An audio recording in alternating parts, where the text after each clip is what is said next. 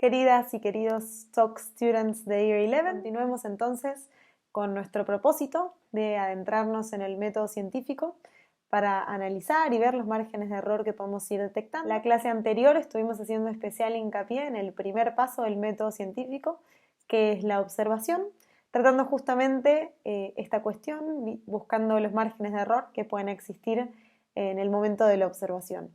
Y bueno, esta clase vamos a hacer un pasito más todavía y vamos a adentrarnos en el segundo momento, que es el momento de razonamiento o formulación de hipótesis, como ustedes más lo conocen.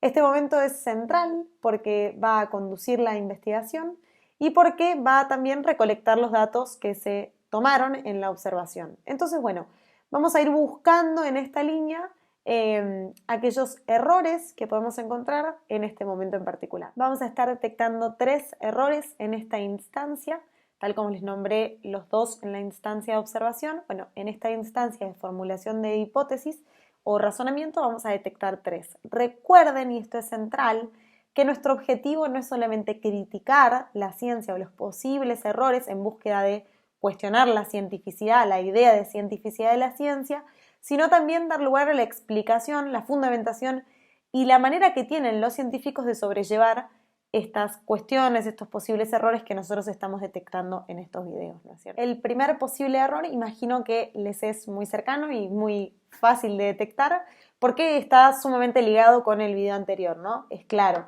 si hubo error en el contenido observacional, que es el resultado de la observación, bueno, ese mismo error se arrastrará también hacia la formulación de la hipótesis, ¿no? Ahora, con lo cual el científico deberá asegurarse la validez de sus observaciones. ¿Y cómo lo hará? Bueno, justamente anteponiéndose a los errores que pudimos detectar en el video anterior. Entonces, si el científico se asegura de la validez de sus observaciones, no arrastrará errores para el momento de formulación de hipótesis. Ya veremos qué pasos deberá seguir para poder sobrellevar los errores que puedan existir y que detectábamos en el video anterior en torno a la observación. En segundo lugar, siguiendo esta línea de los posibles errores, vamos a introducir un concepto que es salto creativo. ¿Por qué? Porque, bueno, es importante destacar que para la formulación de una hipótesis no se utiliza solamente el contenido observacional, que habíamos dicho es el resultado de mis observaciones, sino que además se da un paso muy importante que se llama el salto creativo. ¿Qué es el salto creativo? Es la instancia de alejamiento de mis observaciones donde intervienen creatividad, imaginación e intuición, y el científico, como les decía, imagina o intuye qué es lo que puede pasar ante cierto fenómeno. Él no tiene la certeza empírica de que ello vaya a ocurrir, ¿no es cierto?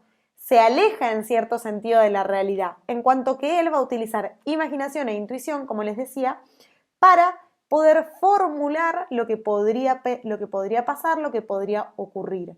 Es decir, el salto creativo tiene que ver con una separación de lo que se da, de lo que fácticamente se presenta, mediado por imaginación e intuición en la proyección de lo que podría ocurrir. ¿De qué manera? Al aplicar patrones, por ejemplo, cuando yo observo cómo se comporta cierto fenómeno ante cierta causa y predigo que otro fenómeno se va a comportar de la misma manera ante la misma causa, es decir, aplicando patrones de comportamiento de un fenómeno a otro, o también justamente prediciendo resultados, ¿no? En estas dos instancias de predecir resultados o aplicar patrones que van unidas, obviamente se da un salto creativo, porque yo no puedo dar certeza de que esto va a ocurrir. Yo necesito la utilización de imaginación, intuición y el componente de creatividad. Bueno, acción que al contar con estas dos ways of knowing nombradas anteriormente, imaginación e intuición, su cientificidad podría ser criticada, ¿no? Será cuestión de los científicos entonces determinar cuánta imaginación y cuánta intuición utilizarán en sus saltos creativos, es decir, cuánta creatividad aplicarán sobre lo que desconocen, cuánto se alejarán de lo que realmente se manifiesta en pos de encontrar lo que desconocen. Veremos que la propia ciencia, el propio método, determina cuánta imaginación se puede utilizar. Tiene que ver un poco con que las hipótesis que yo formulo tienen que estar acortadas, de igual manera recortadas, y que tienen que ser medibles, ¿no? Y trabajables. Entonces yo no me puedo alejar con creatividad o imaginación a tal punto donde no pueda probar o no pueda dar cuenta de mi ímpetu en la investigación, ¿no? Y en tercer lugar, como último punto, tenemos que tener en cuenta que la formulación de una hipótesis se da siempre mediante la utilización del lenguaje, ¿no? Way of knowing importante en ciencias naturales porque va a ser la manera de comunicar las investigaciones y de dar cuenta del conocimiento que se va dando en el área, ¿no? Y aquí entra la cuestión del lenguaje, de la cual podríamos estar mucho tiempo conversando y discutiendo bajo nuestra pregunta principal, ¿no? ¿En qué medida podríamos afirmar que el lenguaje limita o condiciona las investigaciones científicas? Porque tengamos en cuenta que pueden faltar conceptos para expresar lo que se observa o que los que se utilizan no sean correctos.